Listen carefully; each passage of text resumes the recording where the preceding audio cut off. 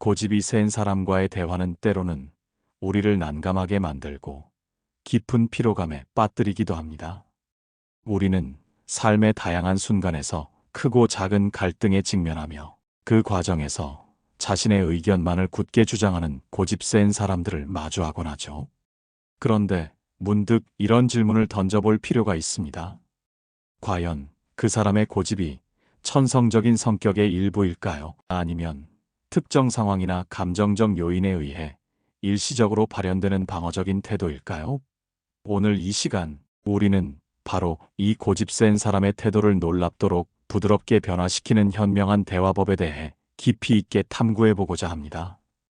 이 대화법을 익힘으로써 더 이상 답답함과 무력감에 사로잡히는 대신 관계를 더욱 능동적이고 현명하게 이끌어 나가는 진정한 지혜를 얻으실 수 있을 것이라 확신합니다.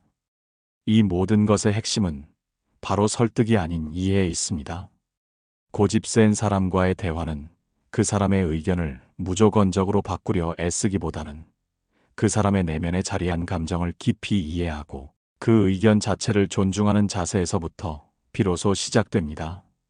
마치 부드러운 물줄기가 오랜 시간 동안 단단한 바위를 조금씩 그러나 꾸준히 깎아내듯이 인내심을 가지고 섬세하게 접근해야만 얻을 수 있는 결과물인 것이죠. 사람들은 본능적으로 자신이 틀렸다는 사실을 인정하기를 꺼려하며 익숙한 방식이나 신념을 바꾸는 변화 자체에 대해 강한 저항감을 느끼는 경향이 있습니다. 그러니 이 과정에서 절대 조급해하지 마십시오. 서두르지 않고 점진적으로 그리고 무엇보다 부드럽고 온화하게 접근하는 것이 가장 효과적인 방법입니다. 이것은 마치 감정적인 유도 경기를 펼치는 것과 같습니다. 상대방의 에너지를 직접적으로 거스르기보다는 그 힘을 역으로 활용하여 부드럽게 대화의 방향을 전환시키는 것이죠. 불필요한 논쟁은 최대한 피하고 진심으로 공감하는 태도를 꾸준히 유지하는 것이 이 대화법의 핵심 원리입니다. 상대방의 의견을 있는 그대로 경청하고 존중하면서 동시에 나의 의견은 매우 조심스럽고도 신중하게 그리고 결코 강요하지 않는 부드러운 방식으로 제시해야 합니다. 이 모든 과정에서 가장 중요하다고 할 수 있는 것은 상대방이 스스로 변화를 원하고 있으며 그 변화가 마치 자신의 자발적인 아이디어에서 비롯된 것처럼 느끼게끔 만드는 것입니다. 자, 그럼 이제 이러한 원칙들을 바탕으로 고집 센 사람과의 대화에서 실질적으로 적용할 수 있는 구체적인 전략들을 하나하나 자세히 살펴보도록 하겠습니다. 첫 번째로 제시할 전략은 휴식 취하기입니다. 대화의 흐름이 격렬해져 통제 불능 상태로 치닫기 시작할 때 잠시 대화를 중단하고 감정을 가라앉힐 시간을 갖는 것이 매우 중요합니다. 흥분되고 뜨거워진 감정은 우리의 합리적인 판단을 흐리게 만들 뿐만 아니라 오히려 상황을 더욱 악화시키는 촉매제가 될 수 있습니다. 잠시 숨을 고르고 차분하게 상황을 객관적으로 바라볼 수 있는 여유를 스스로에게 주는 것이죠. 이러한 시간은 서로에게 감정을 조절하고 대화를 재개했을 때보다 건설적인 방향으로 나아갈 수 있는 기회를 제공합니다. 두 번째로 중요한 전략은 공감입니다. 상대방의 감정을 최우선으로 인정하고 그 사람의 입장에서 상황을 이해하려고 진정으로 노력하는 것이 핵심입니다. 예를 들어, 당신이 지금 이러한 상황 때문에 깊은 답답함과 불편함을 느끼시는 것을 저도 충분히 이해합니다. 그럴 수 있다고 생각해요. 이와 같이 상대방의 감정에 대한 깊은 이해와 존중을 표현하는 것입니다. 이와 같은 진심 어린 공감은 닫힌 마음의 문을 열고 상대방이 당신에게 마음을 열 수 있도록 돕는 대화의 첫걸음이자 가장 중요한 시작점이 됩니다. 공감은 단순한 맞장구가 아니라 상대방의 내면을 깊이 들여다보려는 적극적인 노력의 표현입니다. 세 번째 전략은 존중의 태도를 견지하는 것입니다. 상대방의 의견을 결코 폄하하거나 무시하지 않고 그 의견이 충분히 가치 있는 생각임을 인정하는 태도를 명확히 보여주는 것이 중요합니다.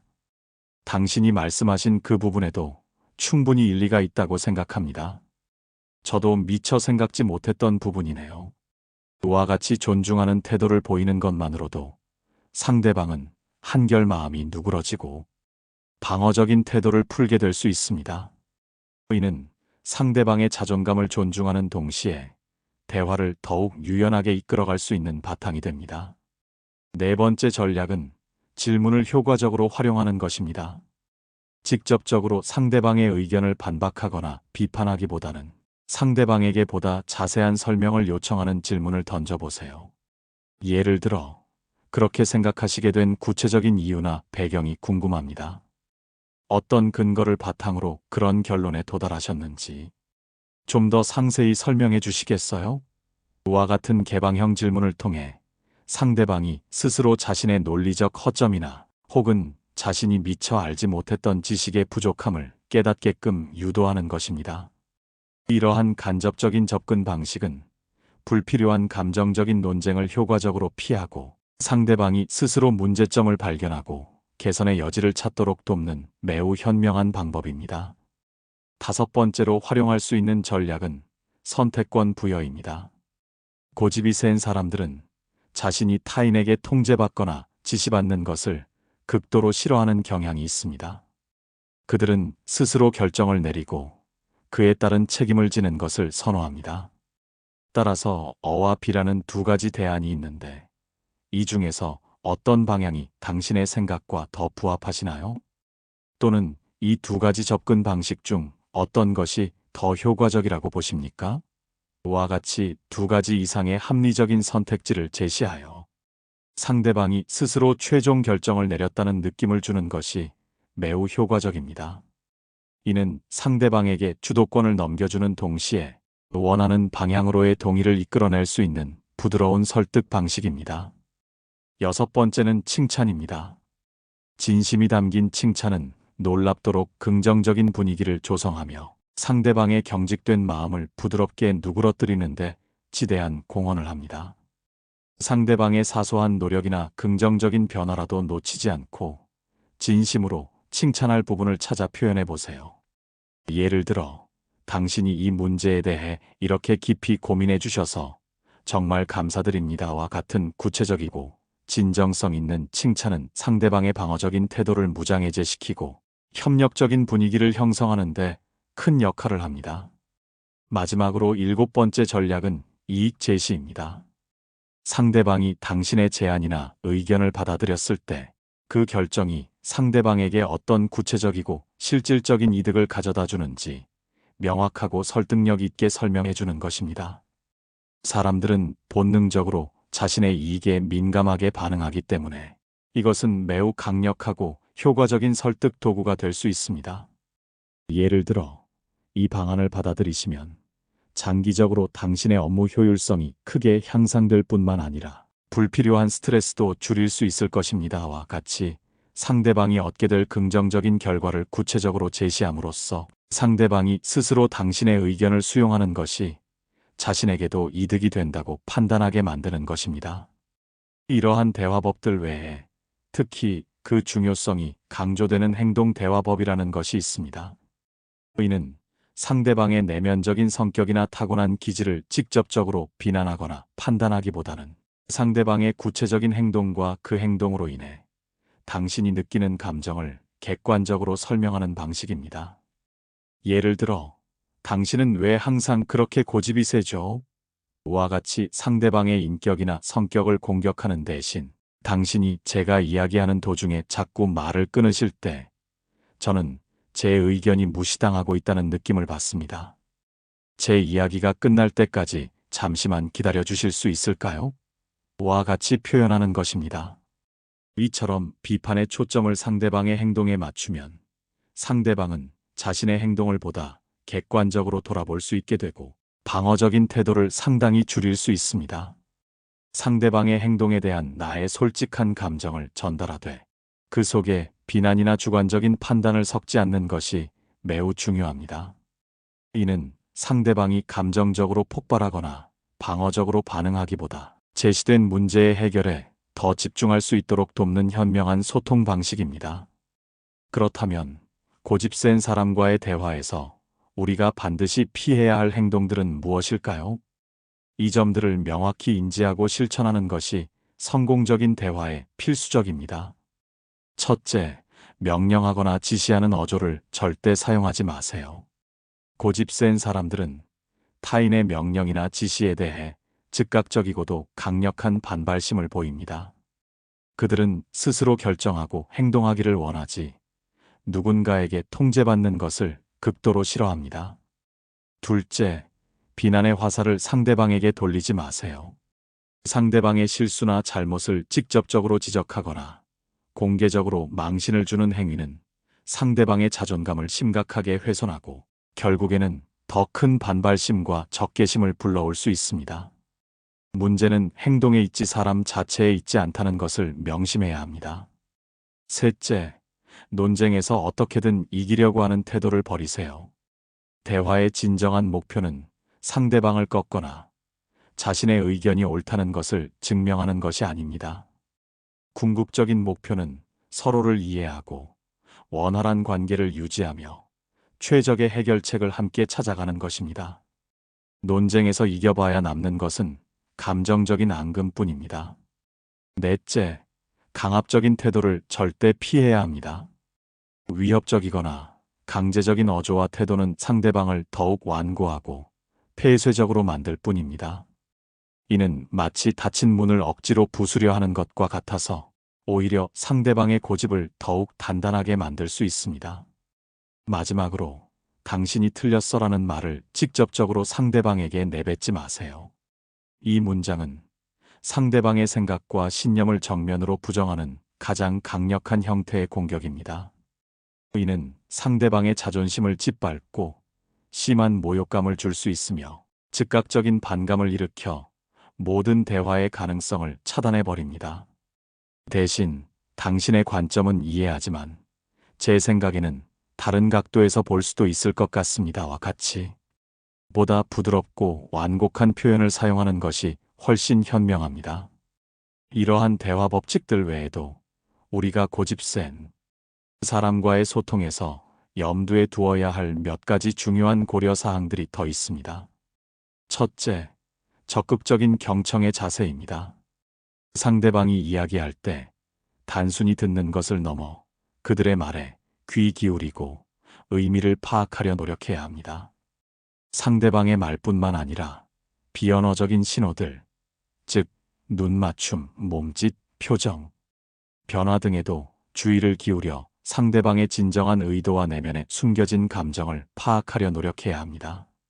이러한 적극적인 경청은 상대방에게 존중받고 있다는 느낌을 주어 마음의 문을 열게 하는 열쇠가 됩니다. 둘째, 투명성과 솔직함입니다.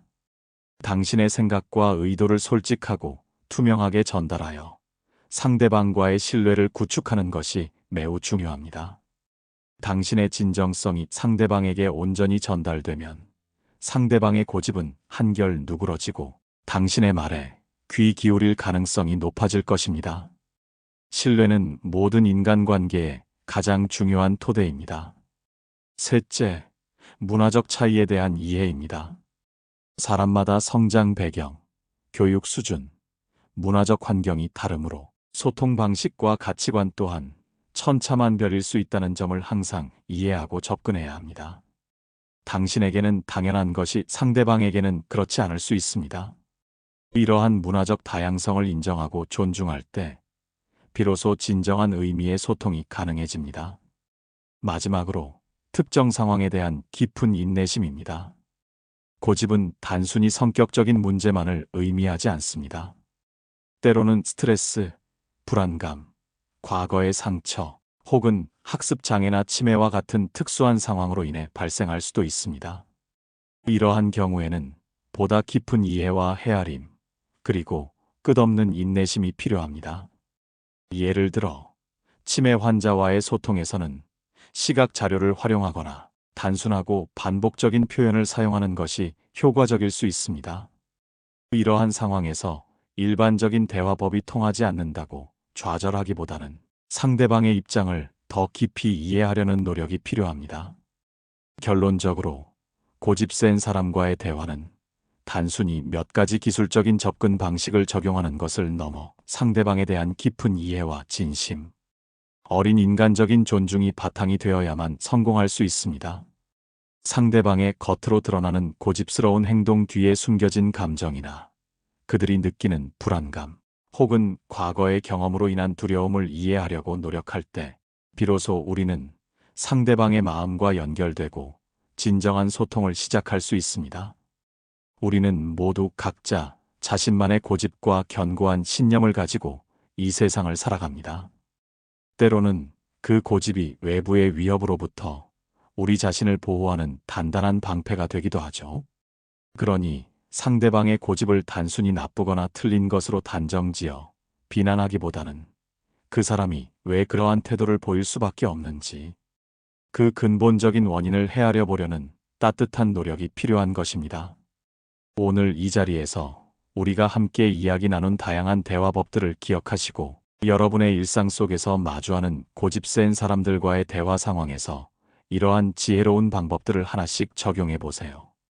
분명 놀랍고도 긍정적인 변화를 직접 경험하실 수 있을 것이라고 확신합니다.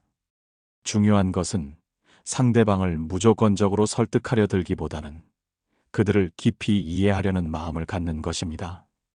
비난하기보다는 진심으로 공감해 주세요. 강압적으로 명령하기보다는 스스로 선택할 수 있는 여지를 충분히 제공해 주세요. 당신의 현명하고 부드러운 대화의 방식이 그들의 완고한 고집을 부드럽게 녹여내고 결국에는 놀라운 태도의 변화를 이끌어내는 강력한 마법이 될 것입니다. 이 대화법들이 여러분의 모든 인간관계에 긍정적이고 생산적인 변화를 가져다 주기를 진심으로 바랍니다.